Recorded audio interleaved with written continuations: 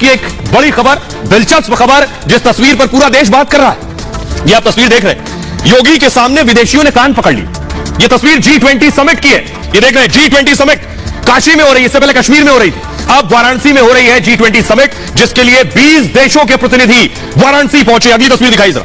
ये आप देख रहे हैं, प्रधानमंत्री नरेंद्र मोदी भी आज इसमें शामिल हुए। सीधे प्रधानमंत्री ने संबोधित भी किया, काशी के बारे में कहा, क्या कहा आपको बताऊंगा, लेकिन अगली तस्वीर दिखाई। यह तस्वीर आप देख रहे हैं, यह तस्वीर वायरल है, फुल स्क्रीन लीजिए जरा। योगी खड़े हैं, दो विदेशी महिलाएं योगी के सामने, देखिए जरा, दोनों विदेशी महिलाओं ने कान पकड़ लिए हैं। आखिर योगी के सामने क्यों दो विदेशी महिलाओं ने कान पकड़े? यह वाराणसी की तस्वीर है, उन विदेशी प्रतिनिधियों की है जो G20 में शामिल होने आए। योगी को देखते ही दोनों ने क्यों कान पकड़ लिए?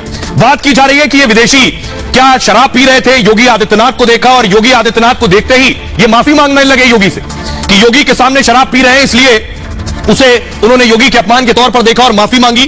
क्या है इस तस्वीर के पीछे का सच?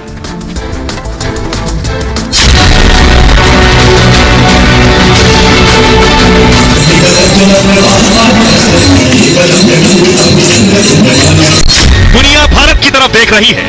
पीएम मोदी के वाराणसी में G20 की बैठक चल रही है। अमेरिका से फ्रांस तक और जर्मनी से जापान तक दुनिया के 20 देशों के प्रतिनिधि काशी में हैं। पीएम मोदी खुद आज इस बैठक को संबोधित कर रहे थे, लेकिन उससे पहले G20 की एक तस्वीर सोशल मीडिया पर खूब वायरल हो रही है, जिसमें योगी के सामने दो महिलाएं कान पकड़कर खड़ी हैं। इस फोटो में योगी आदित्यनाथ खड़े हैं, उनके सामने दो विदेशी महिला प्रतिनिधि हैं। दोनों ने योगी के सामने अपने कानों को आखिर क्यों पकड़ रखा है? सोशल मीडिया पर वायरल है कि ये दोनों विदेशी महिला डिनर टेबल पर खाने के दौरान शराब पी रही थी। तभी अचानक उत्तर प्रदेश के मुख्यमंत्री योगी आदित्यनाथ पहुंच गए। योगी को देखकर दोनों विदेशी महिला खड़ी हो गई। योगी सूबे के सीएम होने के साथ साथ गोरक्षनाथ के महंत भी हैं और सात्विक जीवन जीते हैं, तो विदेशियों ने इसे योगी का अपमान समझा, उन्हें अपराध बोध हुआ और दोनों महिला झट से खड़ी हो गई और दोनों ने कान पकड़कर योगी से माफी मांगी। क्या वाकई ये सच है? क्या वाकई G20 में योगी के सामने विदेशियों ने कान पकड़ लिए? अब आप भी सोच रहे होंगे कि आखिर क्या हुआ, योगी को देखते ही अचानक विदेशियों ने क्यों दोनों कान पकड़ लिए? इसके पीछे का सच, बातें बहुत सी हो रही हैं, लेकिन सच अलग है। सच मैं आपको बताने जा रहा हूं कि आखिर दोनों ने कान क्यों पकड़े। तस्वीर देख रहे हैं आप, ये आप देख रहे हैं, योगी आदित्यनाथ खड़े हैं और दो विदेशी महिलाओं को देख रहे हैं। ये दोनों प्रतिनिधि हैं, ये दोनों अलग अलग देशों से आई हैं। G20 जो ग्रुप ऑफ 20 की बैठक हो रही है वाराणसी में, उसमें आई हुई थी। योगी आदित्यनाथ को देखा इन्होंने और कान पकड़ लिए। अब मैं आपको बताने जा रहा हूं इसके पीछे वजह क्या। दरअसल वाराणसी में G20 की बैठक हो रही है। बैठक में शामिल होने के लिए ये विदेशी डेलीगेट्स भी आए हुए हैं। वायरल फोटो इन्हीं डेलीगेट्स की बताई जा रही है। योगी मेहमानों की अगवानी के लिए खुद भी वाराणसी पहुंच गए, काशी। ताज होटल में सीएम योगी ने इनकी अगवानी की, इनका वेलकम किया। इसी दौरान की यह तस्वीर बताई जा रही है। हुआ यह कि सोशल मीडिया पर इस पर बहुत से कमेंट चल रहे हैं, लोग बहुत सी बातें कर रहे हैं कि विदेशियों ने क्यों योगी के कान पकड़ लिए, अपने कान पकड़ लिए योगी के सामने। कोई कह रहा है योगी को देखकर कान पकड़ लिए, कोई कह रहा है कि शराब पी रहे थे विदेशी तो योगी को देखा तो विदेशी फौरन खड़े हो गए झट से। शराब पीने के लिए विदेशियों ने सीएम योगी से माफी मांग ली। हालांकि दावा है कि फोटो वाराणसी के ताज होटल की है, होटल ताज की। ताज होटल में विदेशी मेहमानों का डिनर चल रहा था, विदेशी बैठकर खाना खा रहे थे, रात्रि भोज। इसी दौरान योगी आदित्यनाथ मेहमान के तौर पर पहुंचे। योगी इसी दौरान दो विदेशी डेलीगेट्स के टेबल तक पहुंच गए।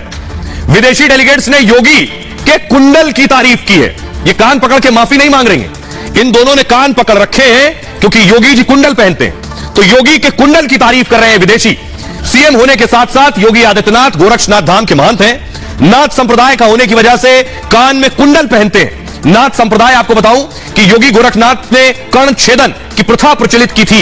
इस संप्रदाय से जुड़े लोग कान छेदवाते हैं। नाथ संप्रदाय में दीक्षा लेने के लिए कान छेदवाना पड़ता है। नाथ संप्रदाय के शिष्यों, अनुयायियों को कठिन परीक्षा देनी होती है। इस कठिन परीक्षा में कान का छेदवाना भी शामिल है। तो योगी जब डेलीगेट के पास पहुंचे तो टेबल पर एक बोतल रखी हुई है, आगे आप देख रहे हैं, टेबल पर रखी इसी बोतल को लोग शराब कह रहे थे, लेकिन ये पानी की बोतल है। और अब यही फोटो सोशल मीडिया पर वायरल हो रही है। फोटो को लेकर अलग अलग कहानियां भी बनाई जा रही हैं। तो ये G20 की एक तस्वीर, लेकिन काशी में G20 हो रहा है। प्रधानमंत्री नरेंद्र मोदी का संसदीय क्षेत्र है, इसलिए इसके मायने और बढ़ जाते हैं। तो पीएम खुद भी शामिल हुए, लेकिन तस्वीर आपको दिखा रही है। ये वाराणसी में क्या बदलाव हुआ है, इसकी भी एक तस्वीर है कि दुनिया की सबसे बड़ा जो संगठन है G20, उसकी बैठक भी वाराणसी में हो रही है। खुद विदेश मंत्री एस जयशंकर उस बैठक में मौजूद थे। अगली तस्वीर दिखाई जरा।